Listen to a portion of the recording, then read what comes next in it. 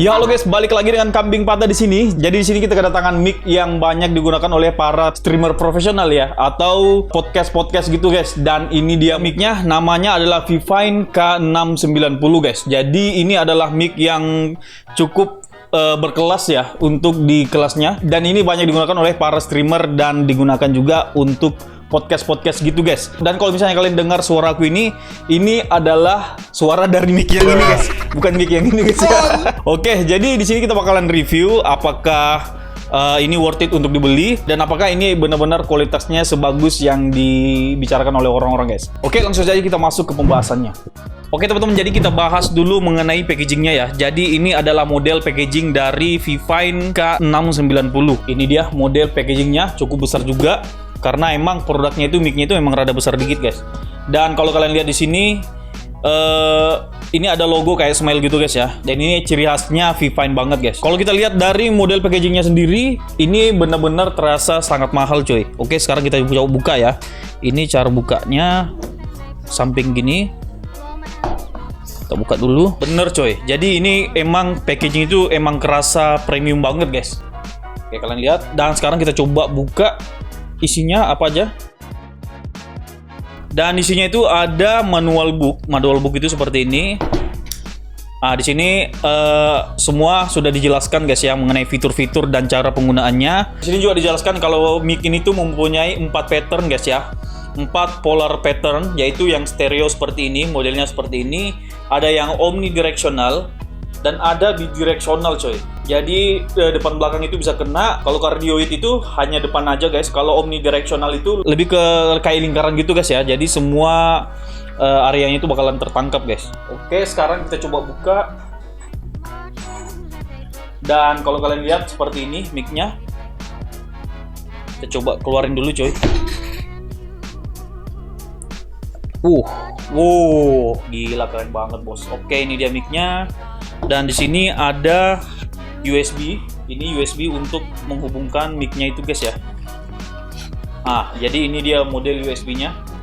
Ini USB micro USB gitu guys. Jadi untuk konektornya itu menggunakan USB seperti ini ya.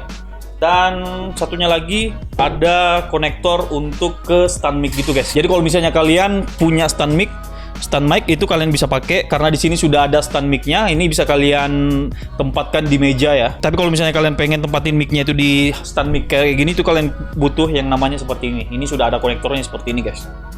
Dan setelah itu sudah nggak ada lagi coy. Ini sudah kosong guys ya. Oke guys, jadi ini dia model dari mic-nya ya. Kita lihat di sini ada switch untuk mic-nya guys. Jadi ini volume mic, kalian bisa kerasin dan kecilin juga. Dan di sini ada patternnya guys. Jadi di sini kalian bisa punya pola pattern gitu guys ya. Kalau yang dua lingkaran ini, yang paling sini itu stereo guys. Kalau yang ini tuh yang lingkaran seperti ini omnidirectional. Dan kalau yang ini model cardioid. Dan kalau yang ini bidirectional guys. Oke, nanti kita bakalan coba ya. Ini model tangkapannya seperti apa. Dan kalau kalian lihat di bawah itu ada colokan untuk standnya gitu guys. Dan ini ada untuk monitoring. Ini ada logo headphone di sini. Ini untuk monitoring guys. Dan ini untuk konektor USB-nya coy. Dan kalau kalian balik seperti ini, di sini ada tombol lagi guys. Di sini ada tombol mute. Jadi kalau misalnya kalian sementara live streaming terus tiba-tiba ada telepon yang sifatnya berupa privasi, itu kalian bisa mute pembicaraan kalian tanpa harus memute suara kalian dari software streaming atau OBS gitu guys. Jadi Vivine ini lebih mempermudah lagi untuk memute suara kalian coy. Dan kalau kalian lihat di sini ada tombol bukan tombol sih, kayak controlling gitu guys. Jadi di sini untuk mengkontrol volume untuk monitoring kalian, karena kalau kalian lihat di sini ini ada simbol untuk headphone gitu ya. Nah, itu kalian bisa atur suara monitoring itu, bisa kalian kecilin atau bisa kalian kerasin gitu guys. Kalian bisa atur di sini. Kalau dilihat dari bahan, kalau dilihat dari material, ini semuanya berbahan besi guys. Di sini gua tidak menemukan bahan plastik kecuali yang ini ya. Nah, ini baru plastik gitu guys. Semuanya itu besi. Ini sangat kokoh coy. Ini juga besi. Ini juga besi guys. Ntar apakah ini bisa dibuka? Oh, nggak bisa ya. Nggak bisa dibuka coy. Beda dengan BM800 guys. BM800 ini bisa dibuka guys. Mungkin bisa dibuka ya, tapi caranya mungkin berbeda coy. Oke, sekarang kita bakalan coba kualitas audio itu seperti apa. Langsung saja kita coba ya. Cek 1, 2, 3. Oke guys, jadi Oke guys, jadi ketika kalian pasang headphone-nya itu ini langsung kedengaran gitu guys. Oh, gila. Cek cek cek cek cek. Weh, buset. Udah kerasa banget guys. Kualitasnya udah kerasa banget ya dengan BM 800 cuy. Ya bukannya gua menghina BM 800 ya, gua juga pakai BM 800 cuy. Cuma ya ada harga, ada kualitas lah. Dan di sini gue pakai, gue bakalan coba dulu cek. Di sini gue pakai yang stereo coy. Jadi emang kalau dari arah belakang gitu ya, ini emang rada kayak nggak terlalu kedengaran gitu guys. Jadi suaranya tuh kayak melebar gitu ya. Beda kalau misalnya dia berhadapan seperti ini, cek. Dan itu benar-benar suaranya tuh kerasa banget coy. Sekarang kita bakalan coba untuk fitur omnidirectionalnya guys. Cek. Jadi ini adalah fitur omnidirectionalnya. Sekarang kita coba putar. Cek 1, 2, 3. Jadi ini adalah pattern omnidirectional guys. Jadi area tangkapan audionya itu benar-benar melingkar gitu guys ya. Jadi kalau misalnya ada teman-teman yang arahnya dari arah kanan atau kiri atau dari depan kalian, itu bisa kalian pakai yang omnidirectional. Jadi tergantung dengan kondisi kalian guys ya. Ini posisinya di mana itu tergantung dengan kondisi kalian. Sekarang kita coba yang cardioid.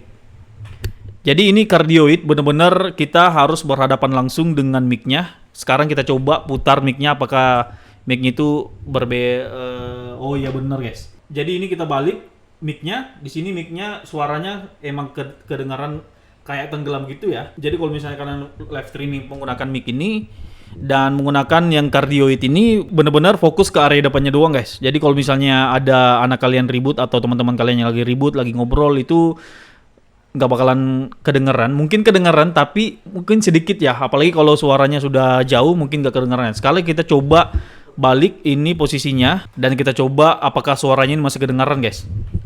Cek. Bisa kalian?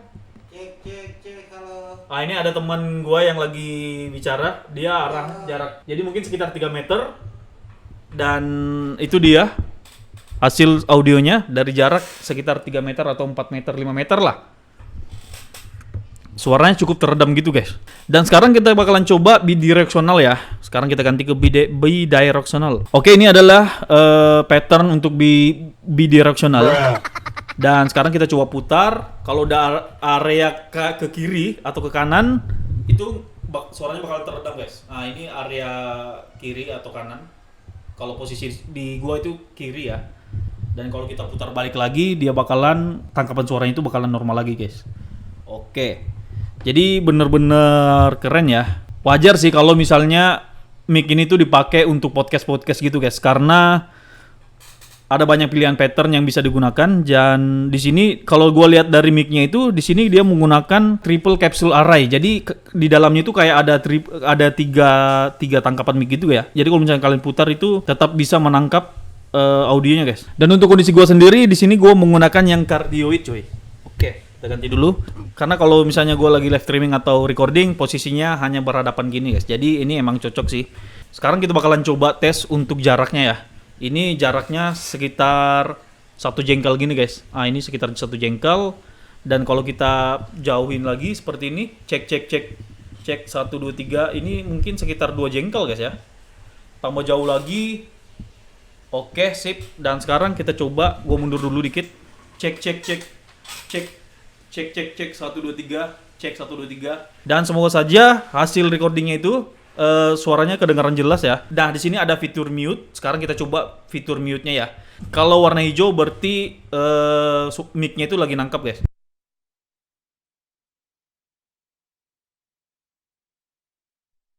Oke, sekarang kita coba nyalakan lagi dan ini dia hasilnya. Wah, gila, keren banget, Bos. Dan sekarang kita bakalan coba compare hasil tangkapan audio yang dari BM800 ini, guys. Cek. Ini adalah hasil audio dari BM800. Dan ini adalah hasil audio dari Vivine Cat690. Suara ini tuh tanpa editan sama sekali ya. Jadi kalian bisa dengar hasilnya. Kalaupun hasil suara dari mic Vivine ini kurang kurang bagus, kalian masih bisa angkat lagi kualitasnya pada saat kalian editing coy. Jadi masih fleksibel lah. Kalau mentahannya seperti ini, gue yakin masih bisa diperbagus lagi lah. Sekarang kita coba atur jaraknya ya. Sekarang kita coba tes jaraknya. Oke, ini adalah hasil tes dari mic BM800 dan V-Fine dengan jarak sekitar 1 jengkal guys. Dan ini jaraknya gue jauh lagi. Cek ini adalah hasil tangkapan audio dari mic BM800 dan ini adalah hasil mic tangkapan dari mic V-Fine K6900. K690. Sekarang kita bakalan coba ngetes hasil tangkapan kalau misalnya suara kita itu kayak berbisik gitu guys. Cek.